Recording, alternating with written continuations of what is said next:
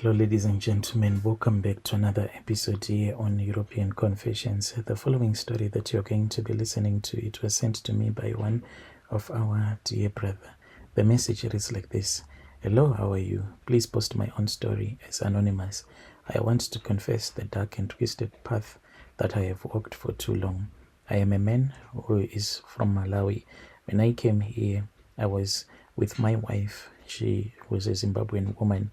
So first of all, I was working at this other mine in Zim. That was when we thought that it was far much better for us to come here to South Africa. Then I started working at this other mine. Then unfortunately, my wife, she passed away because when I came here, I also wanted to blame my late wife because I told her that you need to come with me. I cannot be in South Africa all alone. But my wife, she was that type of a woman who believes that a woman is supposed to stay in the village whilst her husband is working in the city. So this was the arrangement that we had, even though when we were still in her country.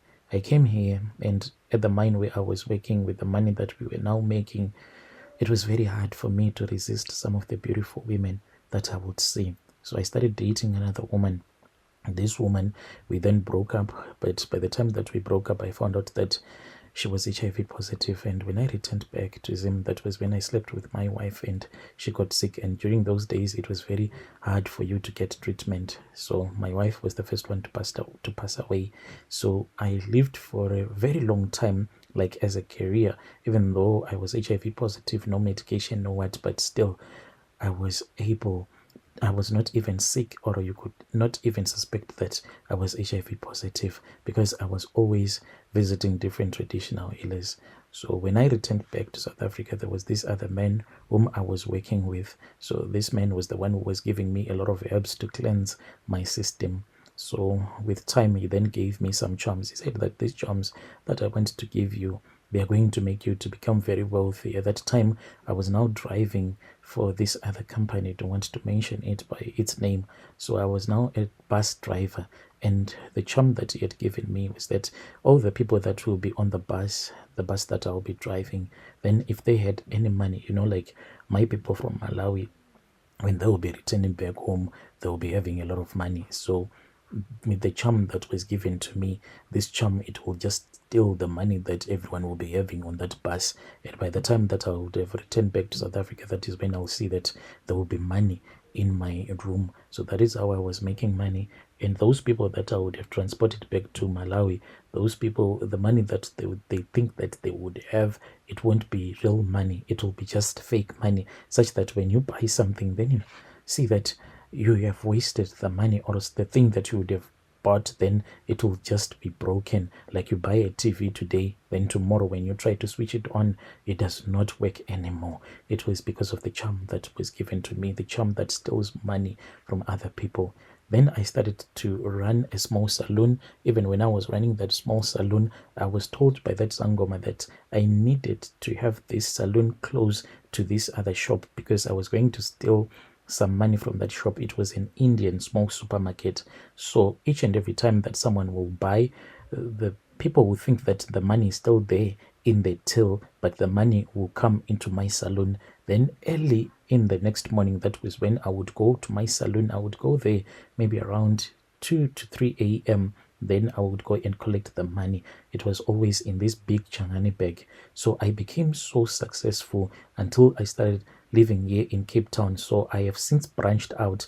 I have different businesses, and mostly I am dealing in real estate. That is why I am here in Cape Town.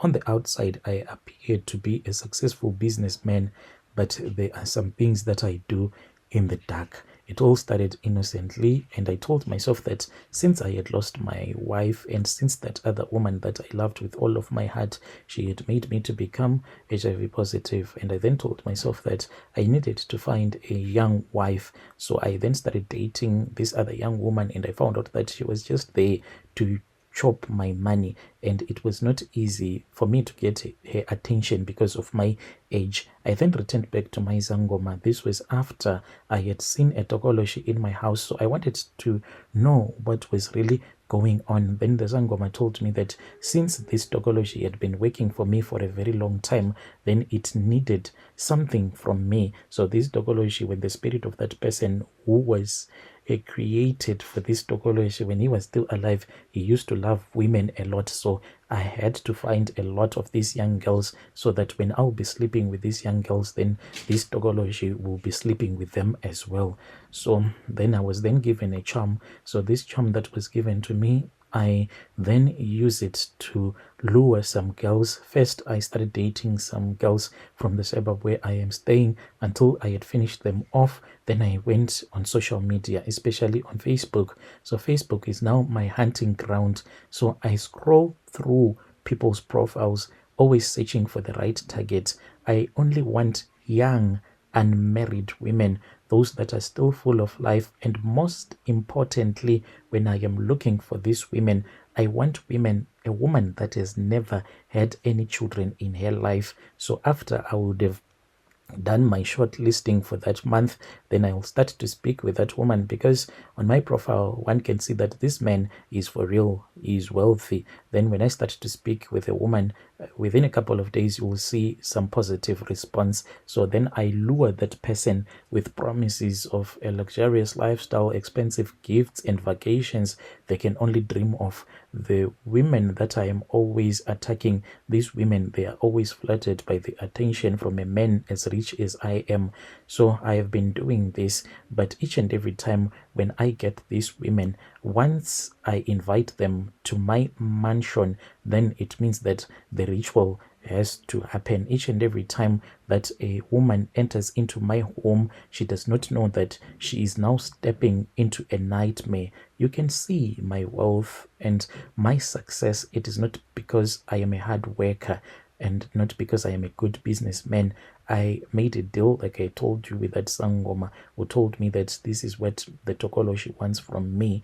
So in exchange for the wealth and power, I was instructed by the dark forces that I serve to take something that is precious for these young women, since all of them that I sleep with, they have not yet had any children. So their fertility is worth more than R1,000,000. After spending a night with them, even if I am sleeping with a woman who says that let us condomize, what I do is that I always keep some nails, long nails, but not like really long. So when I am busy making love to a woman, I just pinch the condom, then it can burst, because I have to sleep with these women when performing these rituals without using any protection. So when I am sleeping with this woman, then I perform a ritual that allows this tokology to steal the eggs from their wombs, leaving them barren.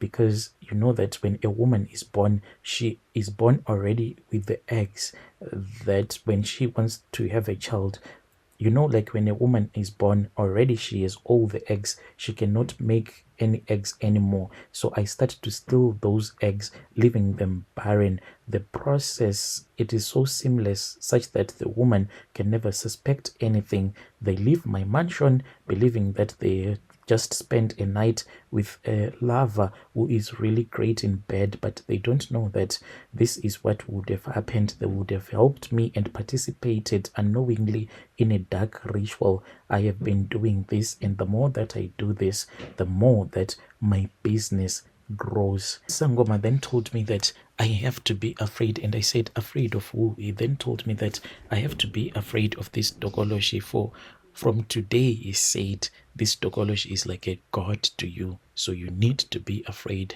If this tokology tells you what to do, you do not question it, you just do it.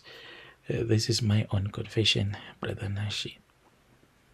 Dear listeners, right there was a message that was sent to me by one of our brother right there, who is saying that he's in Cape Town. Strange things indeed they do happen in this world. Just imagine, he's saying that he is always on Facebook looking for women, young women, those ones that have never given birth before. Those are the ones that he is always looking for. Strange things indeed they do happen in this world.